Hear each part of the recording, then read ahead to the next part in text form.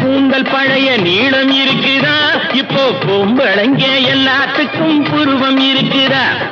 பூ முடிஞ்ச கூந்தல் பழைய நீளம் இருக்குதா, இப்போ பொம்பளைங்க எல்லாத்துக்கும் புருவம் இருக்குதா.